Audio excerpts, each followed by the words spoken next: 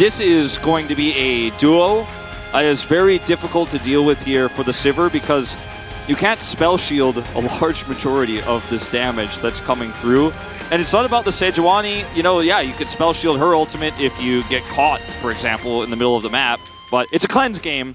There's a lot of different threats. There's a lot of different CC. And Kalista can save the Varus at any given point in time and then send him in as a bomb to link the CC of the Sylas and Sejuani. Yep. You could Azir's ult steal here. And the really cool thing about Kalista's ultimate that not a lot of people talk about because you don't necessarily have to in a lot of instances. Of course, when Soraka was paired with her a lot, you would utilize it. But when you pop out of the ult, you get to go to your max range because that is the Xena Warrior Princess SIVIR skin. Probably my second favorite after Pack SIVIR, which is my favorite skin in the game. Where's Pizza on your tier list? It's third as far as SIVIR skins are concerned. For me, it's Pax first, Pizza second. The rest, it's not Pax or It's Pizza. not even. It's not even the the pizza. It's the sneaky skin. We know. Definitely the sneaky skin. But Closer, by the way, Sylas also gives you a lot of power here, Atlas, at level 1, because you cannot. A lot of teams will go, oh, okay, we might lose this 2v2 here because they have the AD support, the Caitlyn, the Kalista, etc. Or one of these Varus Ashlane. So Sylas just comes over and says, nope, can't fight that, can't level 1 this, can't trick us, can't do anything. Doran, let's see what they can get done in this game. Of course, we did see this in Challenger, the Gwen answer into the Cassante. We've seen it banned a couple of times here in the LCK.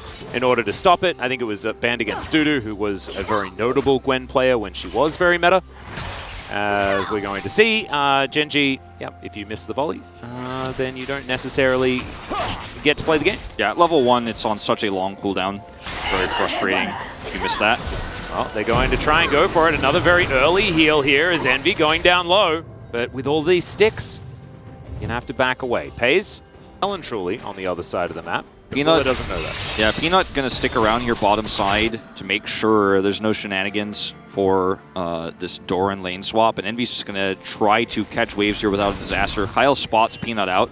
Yeah, just barely as well, as Peanut's going to go for it anyway. The needlework being thrown through. There it is. Cease and desist to come down. Envy's going to go. And Closer teleports in. The Gwen is indeed immune, as we were talking about. Flash out from Peanut, though, and there's the flash forward from Kyle. They can slow him with the rend, and Closer should be able to find another set of arrows. There it is. It's going to be collected by Doran, but it doesn't actually matter. Peanut still goes down, and Doran takes a lot of damage. Doran will barely survive here. Great block from him. Just in terms of the concept of it, it's almost enough to save. I'd just give it, because Bertle doesn't have his teleport available, and as you can see, they just scatter. They get themselves out of the way. Gen G get into position. Let's see whether Willa can go for another steal as Doran. He's in his mist, so he's absolutely fine. Envy has to deal with a Gwen now, as the Fate Skull has to be invested. Obviously, you can't just do that.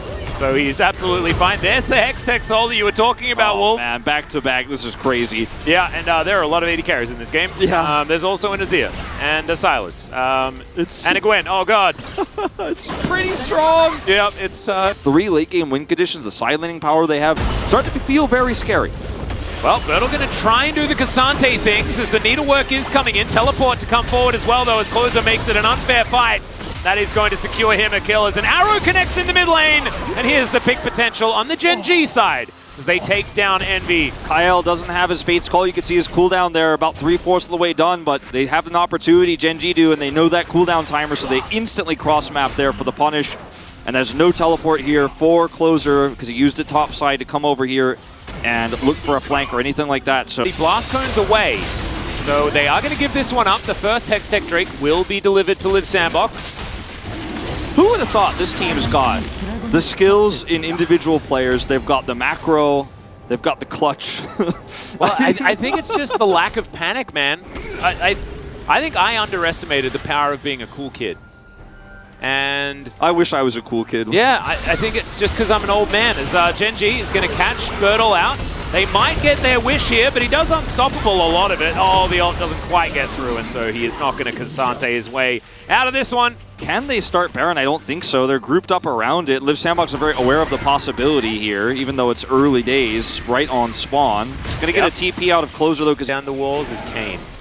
Yeah, or like a Talon main where you could see the geometry when he does the jump. right? I guess Burlo just Or a hasn't played enough Kiana main who also sees the geometry when she blows it up. Yeah, I guess Burlo just hasn't played enough of those champions yet. Yeah. Just need to play Kayn though, and then you can walk inside all of the walls. That's the way to discover them, truly. I wish they would click on closer. Okay, now we can see he's 2 levels up. Well, the arrow is going to come through as Emperor's Divide comes down, but he's kept in position. Goes golden though, and he can tank for about 1,600 years, everyone. This is Silas. And there it is, 1,600 years. Wasn't as long as I kind of thought, but I guess time is a bit of a relative thing as Chovy finds no one with his Emperor's Divide. Kyle's over the wall. That was awesome. Sick play, saves him, and then gets him over the wall. That was insane. This was a play that looked completely ruined Atlas. They went so deep into a choke point with Gwen, who's immune, and they do not actually get the Silas where they want it to be. Closer gets picked, and then, I mean, the play is still... You know, Envy doesn't have a very easy place to go, but instead holds off on the flash, thinks that he can collect Willa alongside it. Just a little bit miscalculated as an arrow's going to connect onto Willa here, and Doran's going to lock down that kill. Now Gen G with the man advantage, and no Willa means no possible contest on this dragon. A lot of CC used here, but they still have their critical ultimates on the hunt. The needlework. They have Chovy's Emperor's Divide. Just really easy to lock that. Waste so much time that Willer's completely back now, and they never for one moment, Gen G, got Prio here around this Drake. Yeah. Closer able to just wander his way in, and he just needs to be so respected in this game. He is so scary, as there's his version of the cease and desist as they look to lock down Peanut. He goes golden as well as the Varus locks up that kill. Pays trying to get the work done as Doran, massive damage! Will is straight back to the death chamber once again. Grayscale mode activated here for both junglers as Gen G get control of the Drake. Yeah, Gen G, since they're here fast enough and they have their jungler, they can take this and live Sandbox without their jungler.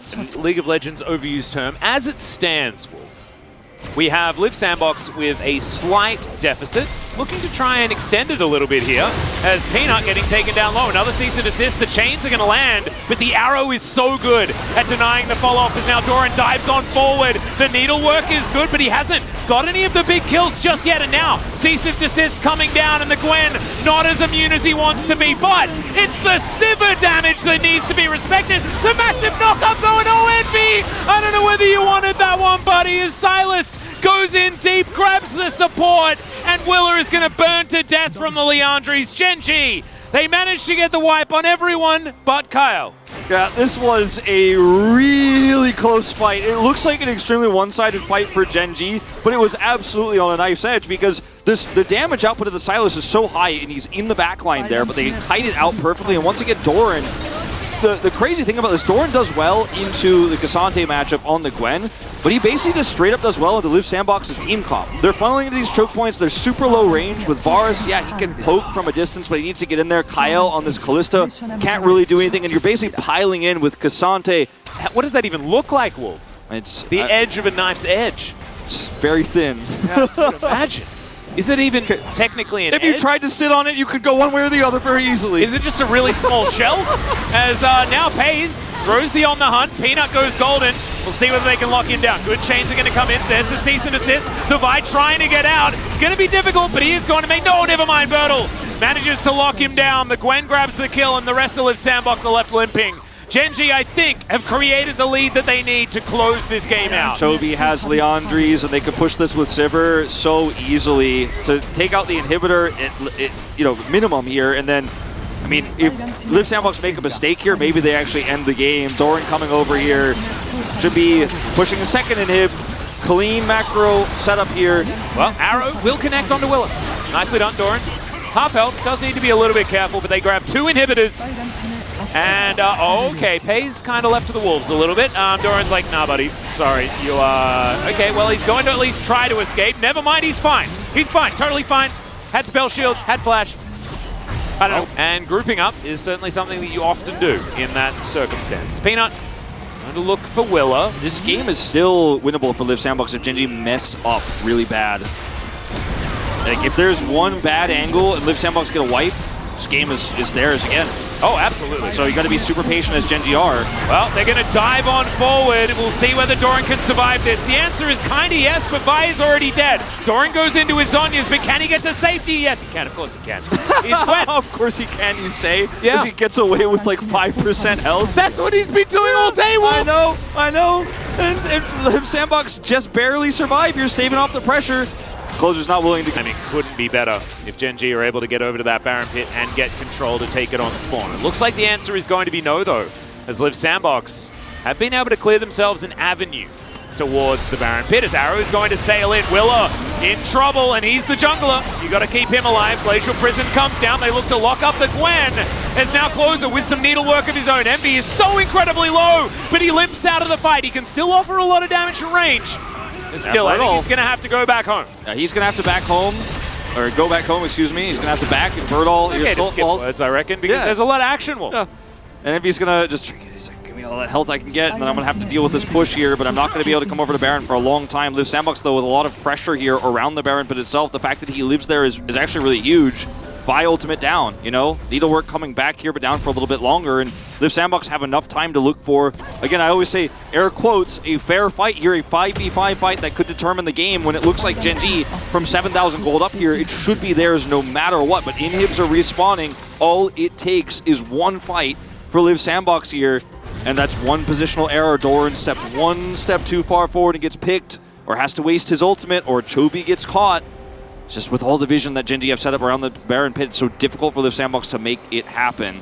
Yeah, and Peanut now can just sort of wait, as both inhibitors have respawned. That is definitely good. Gen G looking for a flank angle. Envy gonna get sniped!